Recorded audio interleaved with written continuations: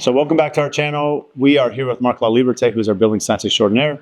And we're going to go through the ERV system. We touched upon this about the mechanical design and kind of that old school thought, every house is 400 square foot a ton without taking into consideration the envelope, right? How we're building these homes more efficiently. Well, walk us through the ERV. Most importantly, a lot of our listeners may not understand what that term means and how, the impact of the home, especially in these homes that in some cases we have multiple dryers going on.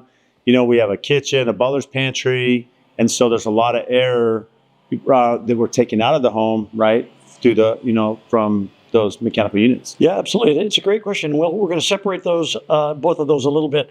One is for fresh air and ventilation. So as you've been building these houses so incredibly tight, and that's important so we don't get drafts, noise, insects, those are important things. It also affects energy. About a third of the energy load is in air tightness. So we do want to build tight buildings. Otherwise, there's no way of controlling infiltration leakage. So as you build a tight building, we now have got to provide a certain amount of fresh air for respiration. And you breathe 23,000 breaths a day. So what we got to do is make sure that we have good, steady, fresh air in the house without having an energy penalty to it. People don't open their windows anymore because of noise and pollen and security. So now we have to realize that we're going to intentionally bring in fresh air, but recover some of the energy. So the system you put in your house now is made by a company called Brown. They do an extraordinary job of building a box. And inside that box, there are basically two fans. One fan takes stale air out of the house and throws it outside when it's done. Brings the same amount of fresh air in, recovers the energy, filters it, and then brings it back to the house. So I've both recovered the energy and pre-filtered it before I deliver it. So the house has a sense of breathing. So I'm letting the house breathe, managing the interior environment.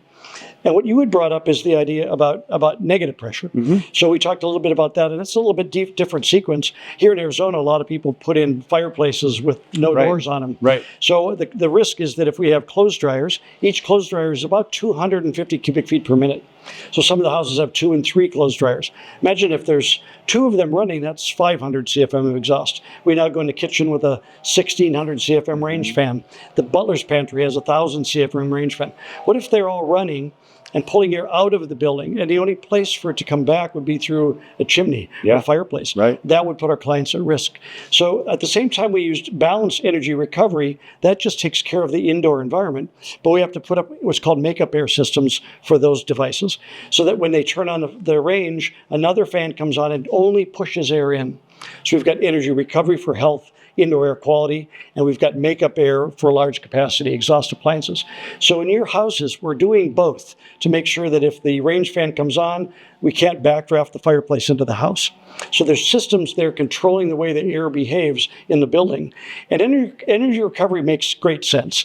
It's the idea about making these systems, 70, 80, 90% efficient in recovering the energy. So I don't mind the presumed penalty of turning the ventilation on and saying, gosh, I'm blowing my air-conditioned air out. Like, actually, you're recovering the air-conditioned air that you paid for or the heated air you paid for and putting it back into the fresh air. Really a nice strategy. And then lastly, you brought this up as well. When the air comes back into the house, it goes through one filter, but then it goes to your furnace. And that furnace filter filters it one more time before it delivers it to the house. So you really get twice filtered fresh air delivered to all the bedrooms in the house. And that sure makes great sense for today's indoor environment. It's interesting because, and you touched on this in the very beginning, there's this misnomer that homes are too tight, right? Which means they're going to be not healthy. And, there's an analogy I think I've heard you say, Steve Basic, it's like, well, if you're in Minnesota, where you're from, Mark, you don't walk around, outside with your jacket zipper down, right? Because it's like you're losing all the energy. Essentially, you're trying to keep the home tight because if it's tight, you can control the environment. As long as you have something like Brown, to your point, that's going to control not only the air pressure, negative air pressure that could be possible, as well as the, going through this double filtration system that's going to keep the air healthy. So you're essentially fixing both of those through one and controlling the environment. Yeah, and we got to remember that the Brown system only takes care of fresh air. The secondary is another system, a completely different system by makeup air that then just does that. Mm-hmm. So the Brown can only do one side of that equation, the fresh air, filtration, and ventilation. And then the makeup air is only activated when we turn on large fans. So we actually have 2 systems in the house that to make sure that we don't have a risk where the homeowner might have backdrafting combustion appliance coming down a fireplace. So we want to make sure that they're both controlled. And houses have to be tight. We can't build kind of leaky houses, right? Can you imagine that? We we left some openings in your walls and stuff like that. Nobody would want that. We oftentimes use the term, how many holes want would a you like in little your leaky, house? yeah. Yeah, how many holes you want in your house? You'd go, I don't want any holes. That's what we thought. So we're going to make sure we don't have holes and intentionally provide fresh air. It's a pretty straightforward idea. And you use the most important word, control. Yeah. And control is that I want to make sure, what if I want more fresh air? My kids got friends over. I cook something. I want to turn it on, get more ventilation, and then turn it back off. If I go on vacation, I want to turn it down even lower. So it's control is a really nice feature. Well, thank you, Mark. Pleasure.